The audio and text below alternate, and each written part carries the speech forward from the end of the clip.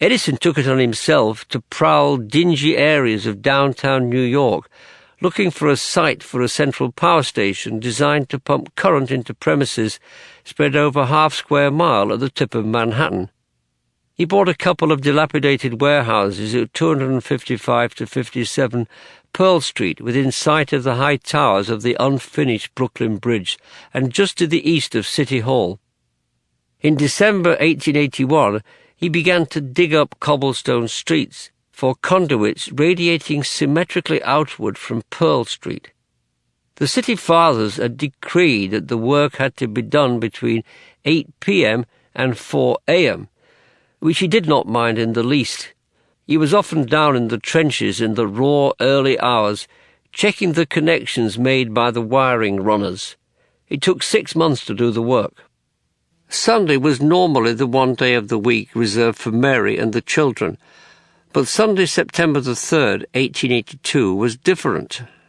All day and into the night, Edison was on Pearl Street rehearsing every part of the operation with his engineers for the system's debut due on Monday afternoon. "If I ever did any thinking in my life," he reflected later, "it was on that day." So much might go wrong when he gave orders for the steam to flow, spinning the dynamos and flowing the current beneath city streets and into offices, homes, and restaurants. He wrote, "The gas companies were our bitter enemies, ready to pounce upon us at the slightest failure. Success meant worldwide adoption of our central station plan. Failure meant loss of money and prestige and setting back of our enterprise." When the chief electrician pulled the switch on schedule at 3 p.m., only one of the 6 dynamo sets worked, and the steam engine was wobbly. Edison had walked over to the Broad Street offices of Drexel Morgan and Company, dressed in a black Prince Albert coat, high derby, and white starched shirt, ready for the big moment when he would ceremonially connect the 106 lamps there. They all came on. They came on too at the offices of the New York Times, in fairy tale style, said the paper, 52 filaments appearing to glow stronger as the night drew in. A gleeful Edison, meanwhile, had left the celebrations at Drexel Morgan to mend a blown fuse in an underground safety catch box. A couple of days later he was amused by an urgent summons to deal with dancing horses at Ann and Nassau Streets when current leaked into a puddle of water. When Pearl Street went online in 1882, no fewer than 200 companies across America had already signed up with the Edison Company for isolated lighting, using 45,000 lamps a day. Overseas, Edison's electrical evangelists had done their work well. In fact, Edison had preempted himself in London, where Edward Johnson opened the world's first power station early in 1882. Easily stringing wires under Holborn Viaduct for the English licensees.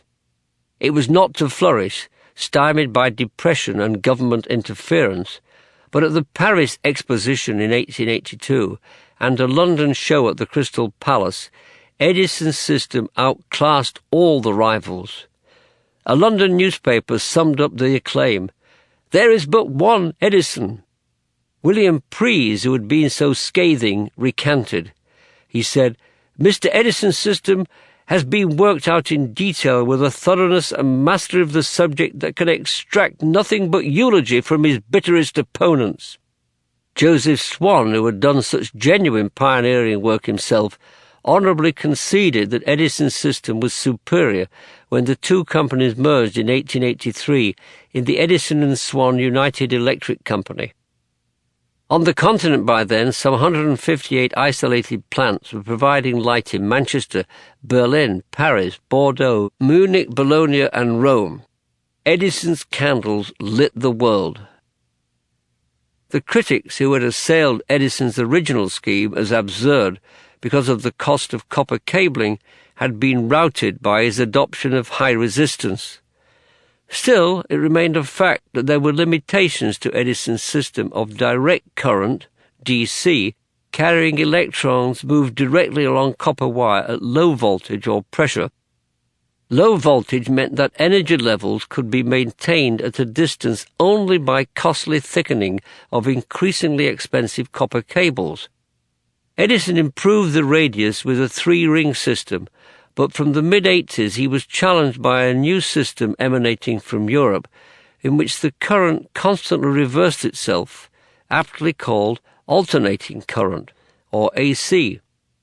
The superiority of AC was that it could be stepped up thousands of volts, and such high voltages could be transmitted very long distances cheaply and efficiently.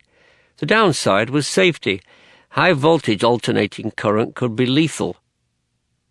In 1881, Edison turned down the chance to acquire a version of AC because of not infrequent fires and electrocutions in arc-light AC circuits of about 2,000 volts.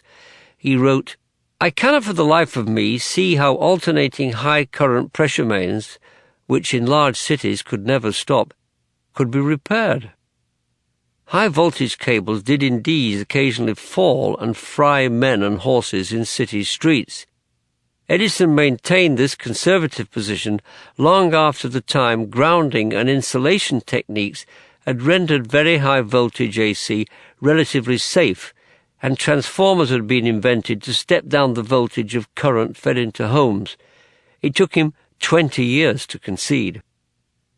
While Edison may have had somewhat excessive adulation as a lone inventor, he has had less than justice as a businessman. It is part of the received wisdom that he was too preoccupied with invention to manage anything well. Henry Ford was a friend of the older Edison, so in awe of him that he always called him Mr. Edison. But he also remarked that Edison was the world's greatest inventor and the world's worst businessman. That was an epigram in search of a victim. The modern management guru, Peter Drucker, has said much the same thing, comparing Edison to the dot-com spendthrifts, reinforcing the stereotype of the absent-minded inventor with no head or care for figures. Ford and Drucker are heavy bookends to displace on any question of business, but the pronouncements are tendentious.